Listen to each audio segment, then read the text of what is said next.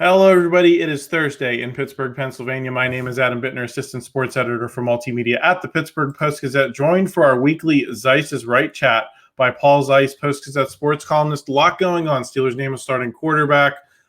Things still up in the air with them in some ways.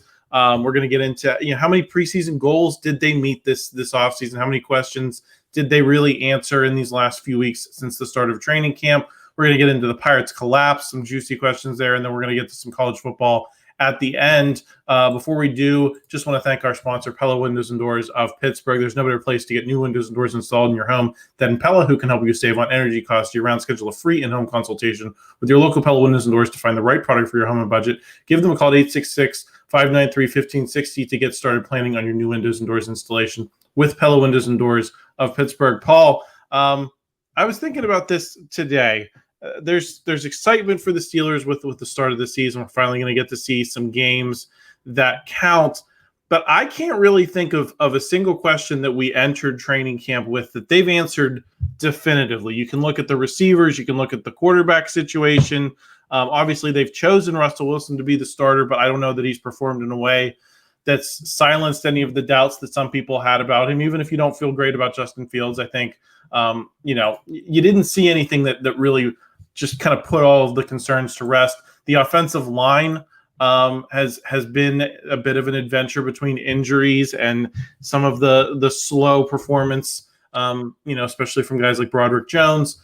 And then you even look at the corners. I think Beanie Bishop's going to be the starting slot corner for now, but that doesn't even really feel resolved. How do you feel like about this team going into the season, considering it seems like we're having the same conversations that we were having in April and March?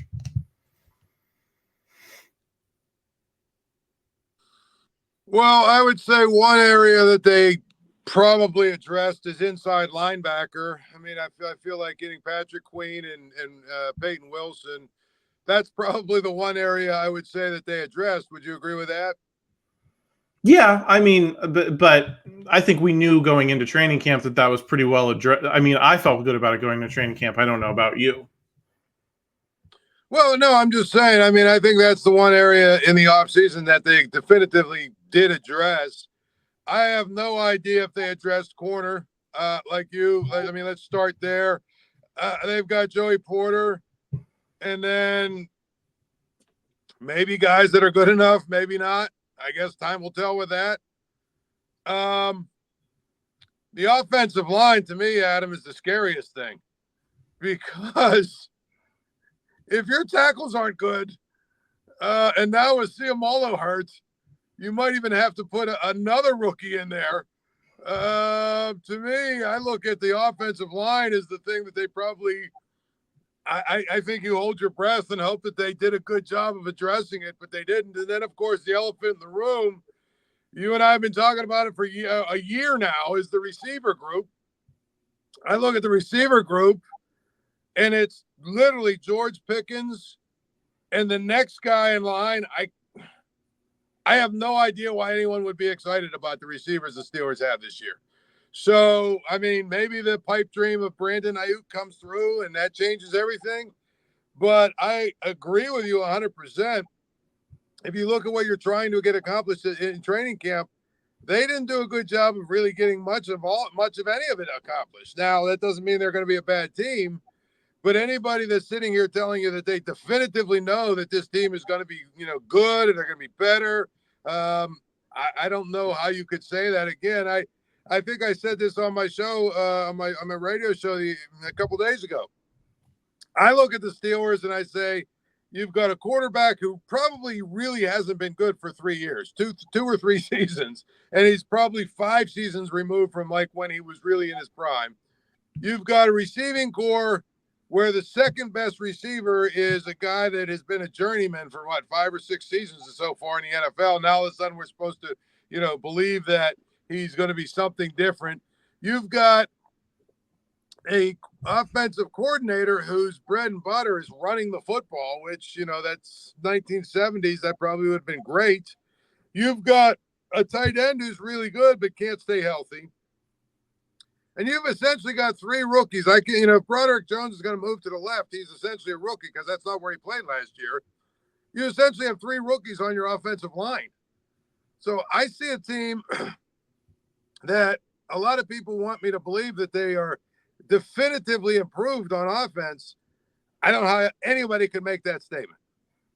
Well, and if you end up having to play Mason McCormick, if you're going to lose Isaac, I believe Jerry Dulac said they'll probably be without him for a month. I mean, that might press Mason McCormick into duty, and then you got 4 guys who are first or second year offensive linemen, and that's, I feel good about. I've said this every week on the show. I think for a month, I feel good about it in the long run for the offensive line. I don't feel good about it in the short run. I think it's going to be a lot of taking some lumps, and I think that's going to be unpleasant, and I think it might raise some alarm bells with people who thought the offensive line was solved, who may just be tuning in at the start of the regular season and saying, "What is this?" And I would encourage the Steelers not to get discouraged if they don't look perfect early. It's just I think people are going to have to adjust expectations a little bit in terms of how quickly that group is going to come together. Let me ask you this, Paul, with all the questions that they still have on offense, do you look at guys like Najee Harris and Pat Freiermuth and say, how do the Steelers not find ways to make sure they're here next season? Because to me, they're the only somewhat proven quantities you have, or at least, I don't know, proven is the right word, but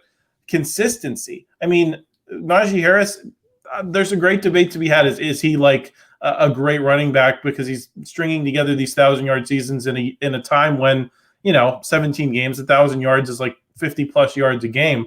But look around the whole unit, and where do you see consistency greater than what Najee Harris brings you? I just think it's put in focus, the importance of these guys who are entering their primes or in their primes that, that they just don't seem super interested in keeping around. But when you have so few answers, how can you let these guys go? Well, I mean, I think the thing about Najee Harris, if you look at, I mean, the Giants sort of had to make a similar decision with Saquon Barkley. Now, I think that Saquon Barkley is better than Najee Harris. I think that he's, more of a playmaker, but it wasn't so much that they didn't want Saquon Barkley. It was that they didn't want that salary at running back. Now, I don't know what Najee Harris would command on the open market, but I do know this, his agent and him, they will make the case based on his rushing yards and his production and everything else and his durability over the last 4 years, comparing him to a lot of, the field of running backs. I mean, Adam, he could make a case that he deserves $10, $11 million a year. And that if you're the Steelers, you have to ask yourself, do you want to pay a running back that much money? But don't you have to pay someone on offense, Paul? I mean, I think that's where I'm getting to. And I don't know who you pay other than maybe George Pickens. And however you solve the quarterback situation in a way that, we can't really foresee right now. Right. No, I agree. I mean, the thing that's ridiculous about the Steelers to me is you have, and what did we figure this out? They're paying Russell Wilson like $1 million. I think they're paying, what are they paying Justin Fields like $4 or $5 million, and Cal Allen I think is making $1 million. I mean, literally their quarterback room in entirety is costing them $6.5, $7 million, which is who was it? Tua I think just signed $53 million a year. Which is about $45 million less than most people are paying their starting quarterback nowadays. So you should be able to pay other guys. I don't necessarily have a problem with them signing Najee Harris to a longer-term deal. The question is, how much are you going to be willing to pay him? And I guess that's the dilemma they have, because if you look at his numbers and his production and everything else, and like you said, his consistency, well, guess what? He's gonna be able to say, well, listen, here's what the top 10 running backs make. Here's where I fit there. You need to pay me that. And so I just think the Steelers are at a place where they probably don't necessarily want to pay him that much money. Yeah, I mean, I get it as like, if you've got a good team or a good offense set up, do you want to be investing? They just don't have guys to pay, Paul. And when we say long-term deal, like, do you think they have to pay him for more than like 3 years? Because I look at that as kind of an intermediate deal. And if you say you don't want to pay Najee Harris till he's 35, well, I agree. I don't think that you should do that for any running back. But if you look at the team as constituted right now, he's the most consistent piece that you have. And I just, Yeah, I think you almost entered the offseason with more questions than you entered this offseason if you're agreeing to just kind of let him and Pat Freiermuth twist in the wind. It's going to be interesting to see how that plays out. Last question I got for you on the Steelers, Paul. We can get to this quickly so we can get to some Pirates and college football talk. Are you dubious of anyone they could bring in after these roster cuts? Everyone likes to talk about, there's so many good football players available that got cut by other teams. I don't think there's, like, for example, a receiver you're going to find that got cut that's materially different than what you have. People got excited about that Noah Brown. But he's gone already. I think he went to the Commanders, right? Yeah, the Commanders signed him. What was the other guy's name? Tim Patrick? Was that his name? Yeah, and he went to, I think, the Lions. Yeah. The point I'm trying to make is those guys aren't any different than Van Jefferson, Kez Watkins, name the nameless, faceless, Scotty Miller, the guys on the Steelers. I don't think they make them any better. I mean, the Steelers, listen, they got a lot more lucky than most teams a few years ago when they were able to get Joe Hayden. And ever since then, every camp, they've been trying to figure out who their next Joe Hayden is, right? And it's like those guys are not usually available at the end of camp. And so what you're getting for the most part are guys off the scrap heap. And when it comes to receivers and corners, they got enough of those guys. And there's no disrespect to anybody on the roster. I'm not saying they're all bad players. I'm just saying when you look at it from that standpoint, they probably weren't going to upgrade their corner position, and they probably weren't going to upgrade their receiver position unless they were willing to make a trade, which they haven't been. So, the fact that people are losing their mind because they haven't signed anybody off of anybody else's waiver wire, I just don't see where it's a problem. Yeah, I agree. There's all this talk this time of year, but unless you pull off the Brandon Ayuk deal, or maybe you get a known quantity, some of these other guys we've talked about, like Cortland Sutton, I know a lot of people have talked about DK Metcalf. Short of a deal like that, I don't think you're materially changing this team's outlook. Paul, let's get to the Pirates. Man, I mean, this is something that I've been thinking a lot about in the last 24 hours. Is there's got to be, like, people love to talk about payroll as the principal problem, and I agree. I look at payroll as the reason the Pirates aren't good at baseball, but the reason that they're an embarrassment, like they have been in the month of August, is that they just, to me, Paul, employ some of the most titanic losers and give them the longest leashes for no apparent reason. I mean, there's been no consequences for Ben Cherington or Derek Shelton for 4 years. No one's been willing to look at the whole organization and say, this is falling short. This is not going to, like, I've been screaming for 2 years, really, that clearly there were holes in this foundation that only now, when people are starting to have expectations, are people willing to see. But I mean, isn't that the Pirates' problem is, in terms of why they're so embarrassing? Is the people that they continue to employ and expect people to put blind faith in, and not so much the payroll. I think the payroll limits you when you're like a 500 team trying to become a regular playoff team. But they're not a 500 team right now, Paul. No, I mean, again, I think the thing that really is really troublesome is the fact that they don't have a lot of resources, and the resources they do, they seem to squander.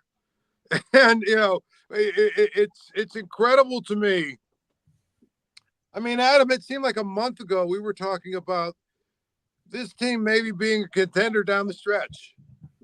And now we're talking about Rowdy Tellez finishing games on the mound because they can't find enough relief pitchers to eat up the innings.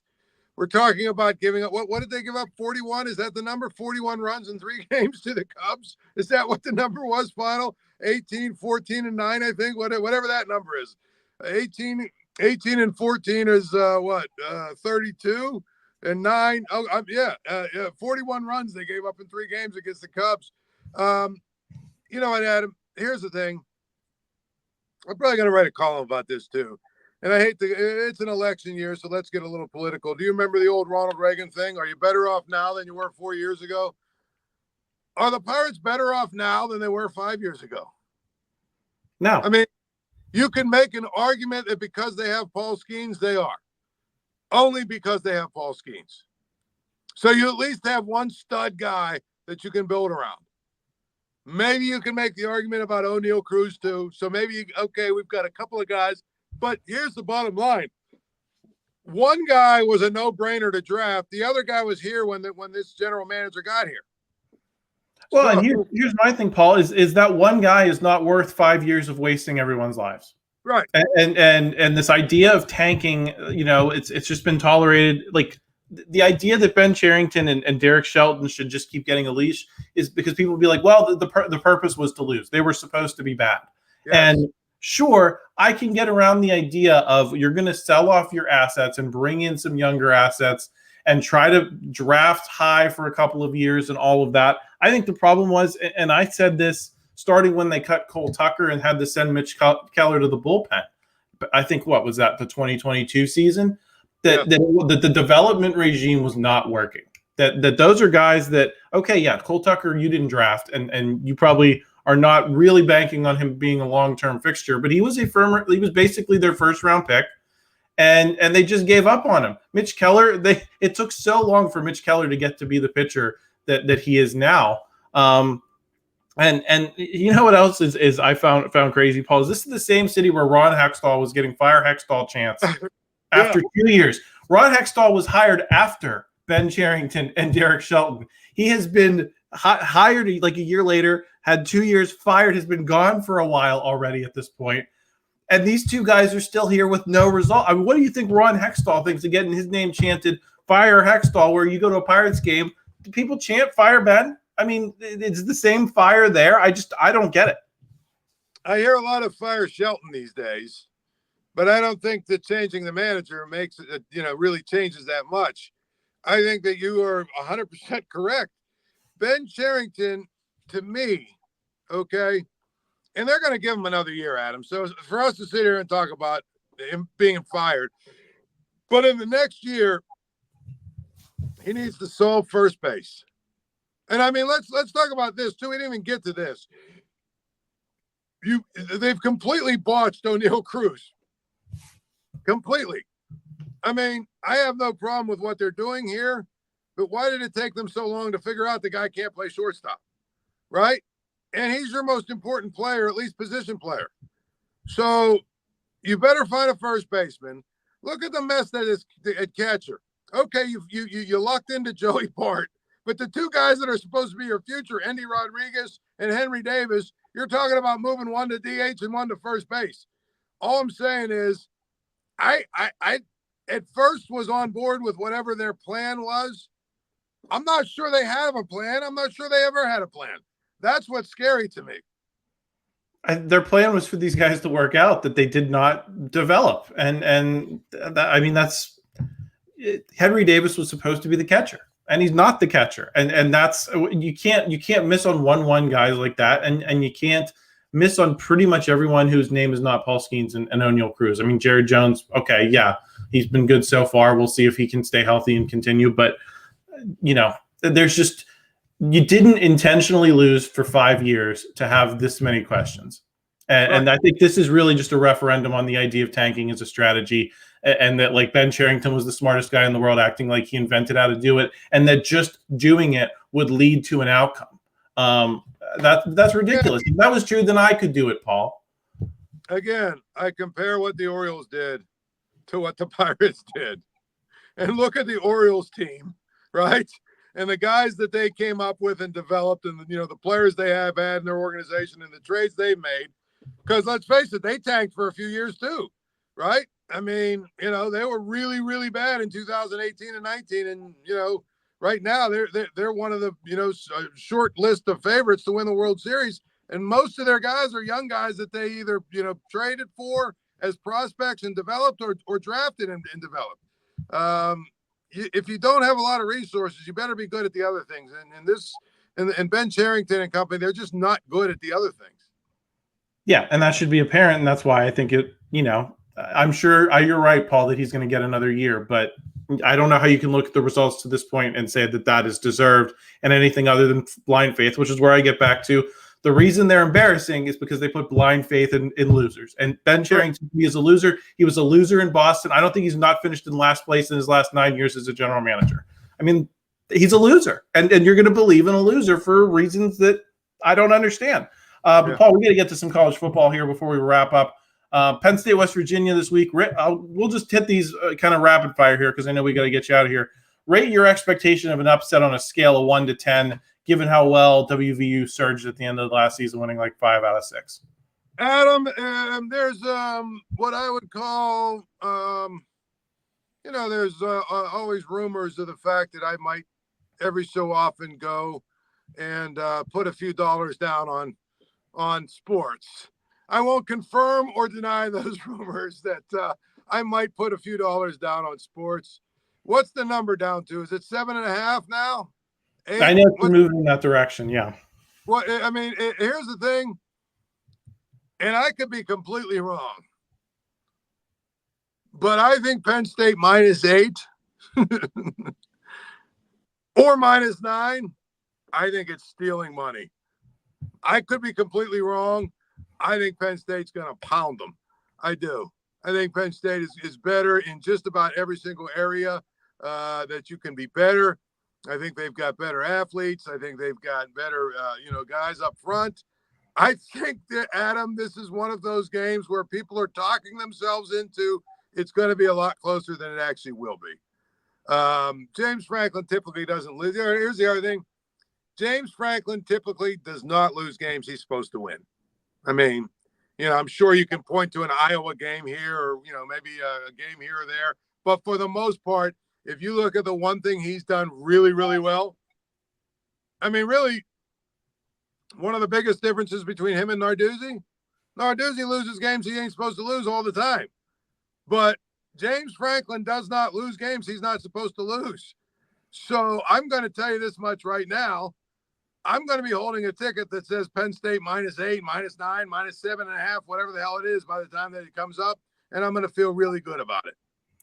Yeah, I'm kind of there with you, Paul. I know a lot of people are talking about the environment at West Virginia, but Penn State 2 years ago went into a geeked out Purdue for the season opener and won. And then they beat the tar out of Auburn, and that was a tough environment as well. They bludgeoned them in front of a national audience. So due respect to the West Virginia environment, but I don't think that that's necessarily going to be the difference.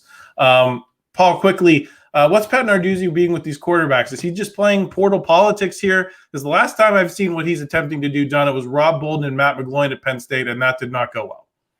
No, I think he's doing the whole let's try and fool the media and fool Kent State. And, he likes to play these games all the time. And I'm sure he's trying to keep the Holstein guy engaged or at least happy or whatever. But the reality is it seems pretty clear to me that Nate Darnell is going to be their starting quarterback. And I cannot believe in a rhythm offense like they're trying to play, where you're snapping the ball every 30 seconds or whatever, every 7 seconds, you're snapping the ball, you're trying to get in rhythm. I cannot believe they're going to be running different quarterbacks in and out. It makes no sense at all. It doesn't, maybe last year with the Cignetti handed off 3 yards in a cloud of dust offense, you could get away with it. But this rhythm offense, I can't see how you do that. Paul, let me get record predictions for you for each of the 3 teams, Penn State, West Virginia, and Pitt. I guess we can just say, win totals, and I think we'll throw the bonus question in there of does Penn State make the playoff or not? I say Penn State goes 12-1. They're going to get there. I think they're going to win the Big Ten. I'm sorry. They play Ohio State in the regular season, right?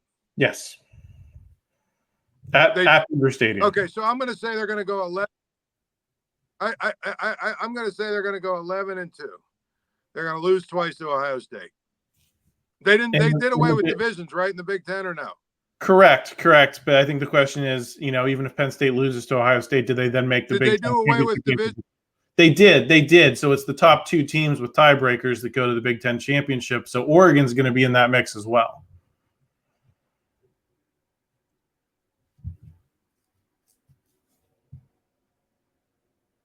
You there, Paul? Right. As I said, they're going to lose to Ohio State. Yeah. Are you there? Yes. I'm saying they're going to lose to Ohio State in the regular season. They'll finish second, so they'll be in the Big Ten championship game, and they'll lose again to them. But they'll be in the playoffs at 11-2. Pitt, I think, on the other hand, boy, it's going to take a long time for that offense to figure some things out. They've got a new defense. I see Pitt 7-5, maybe. They'll get to a bowl game, maybe win their, but by then they'll win their bowl game 8-5, and you got to feel good about what's going to happen next year. West Virginia, kind of similar, 8-4 type teams, maybe 7-5, 8-4 type team. I don't know that they're going to do anything special. I know people are getting excited about it, but I saw a team last year that was probably a lot more fortunate and lucky than they actually were good. So I'm going to go with 8-4, 7-5 for them. 8-4 max, 7-5 for Pitt, and then 11-2, losing the championship game, but get to the playoff for Penn State. Well, there you have it, folks. I am Adam Bittner. I was here with Paul Zeise today. If you enjoyed our video, please like it. Help us out in the YouTube algorithm. Please subscribe to the channel. We got a lot more Steelers talk coming to you this week. Christopher Carr will be back on the North Shore Drive on Friday, and we're obviously going to have a lot of post-game content after these college football games. So check in next week. We'll look forward to talking to you again. Thanks.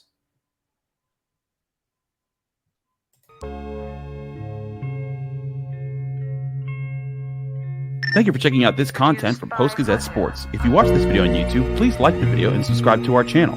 For all of the sports coverage the Post-Gazette has to offer, visit post-gazette.com.